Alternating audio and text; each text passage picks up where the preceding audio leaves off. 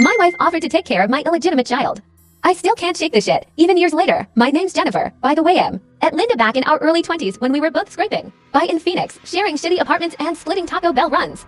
She was always the quiet one, the type who'd listen to your drama for hoe RS without spilling much about her own life. That's probably why it hit me so hard when everything went to hell with her and Robert.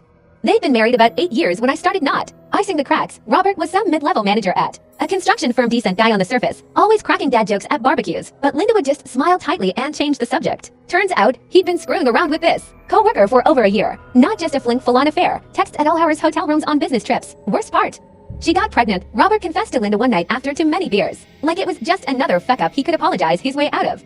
But then the girl bails after the kid's born a boy, tiny thing named after some family relative I forget, and suddenly Robert's stuck with partial custody because the courts leaned on him for child support. Linda ...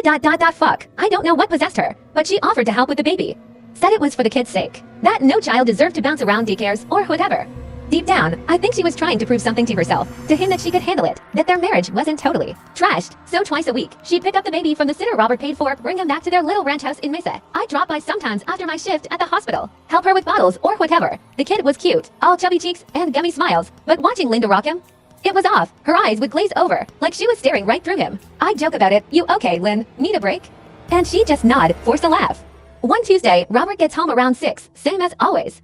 Smells like chili from a can. Linda's go-to easy dinner. When she was drained, he's loosening his tie, plopping down at the kitchen table, and out of nowhere asks, "How's the baby been today?" Like it's casual small talk, Linda's at the stove, stirring the pot, and she turns around slow, spoon in hand. "I don't know," she says, voice flat as the goddamn dessert.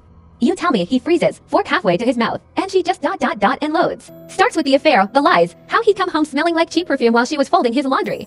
Then she lays it out. That afternoon, after putting the baby down for a nap, she'd snapped, smothered him with a pillow from the couch, quick, quiet, no screams.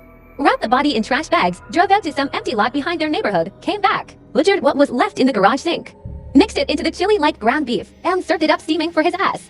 Robert puked right there on the linoleum, clawing at his throat like he could undo it, called 911 himself, sobbing into the phone. Cops showed up fast. Arizona PD doesn't mess around with domestics, and it was over before the sun set. They found traces in the pot. The DNA match from the autopsy. Linda didn't fight it at trial.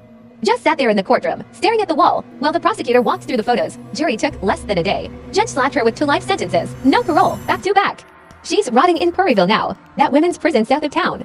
I visited her once, about 6 months after. Thought maybe I could get through, you know, ask why, scream at her, something. But when those guards buzzed me into the visiting room and she shuffled in ...